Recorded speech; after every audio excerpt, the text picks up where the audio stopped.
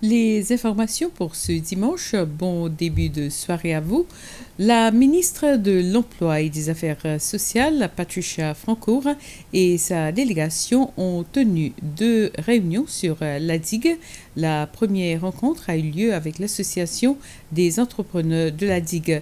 Les principales préoccupations des membres de l'association étaient les difficultés auxquelles sont confrontées les entreprises de l'industrie touristique de l'île, notamment le remplacement des travailleurs étrangers.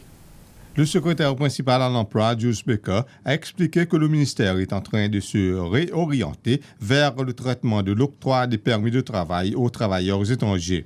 Les autres points abordés ont été les programmes de formation tels que My First Job et Skill Development, entre autres. Madame Letimi Doukli, directrice de la promotion du travail, a déclaré que bien que le programme soit en phase depuis quelques années, ils ont besoin de beaucoup de soutien de la part des employeurs. Lors de la deuxième réunion, les points abordés ont été les travailleurs qui étaient sous régime URS ou SETS et qui n'ont pas encore trouvé d'emploi. Le manque de travailleurs dans le secteur du tourisme à la digue sont parmi les points discutés lors de la deuxième réunion avec la ministre de l'Emploi et des Affaires sociales avec sa délégation à la digue. Le but de la réunion était de connaître la situation de l'emploi et la situation sociale sur l'île. Selon le département de l'emploi, 81 personnes se sont inscrites et à la recherche d'un emploi. Ces demandeurs d'emploi ont déclaré que bien qu'ils se soient inscrits, ils n'avaient toujours pas été embauchés. De son côté, la ministre de l'Emploi prend en considération leurs préoccupations.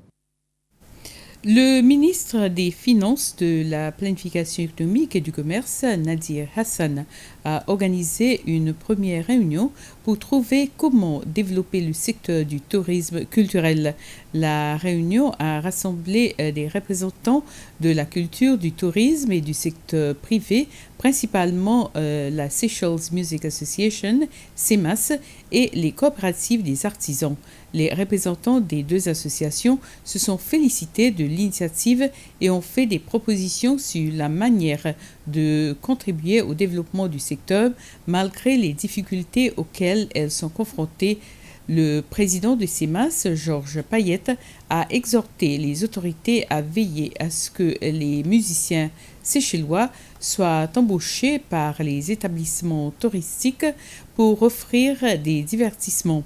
La présidente de la coopérative des artisans, Mariette McKelvey, a quant à elle lancé un appel au soutien car le secteur est en train de mourir.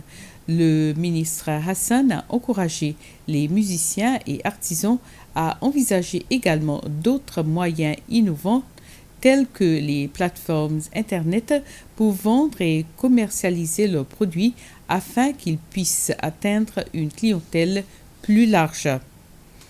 Plus de 50 bénévoles se sont réunis au centre de formation professionnelle pour les personnes autrement capables à Osnordé ce week-end pour faire des travaux de nettoyage.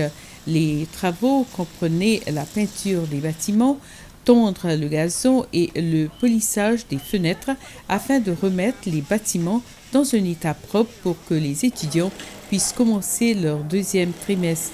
La directrice générale de la division responsable des personnes handicapées au sein du ministère de la Famille, Madame Rosa Morin, affirme que l'activité a été initiée après sa première visite au centre la semaine dernière où elle a qualifié l'état du lieu étant déplorable.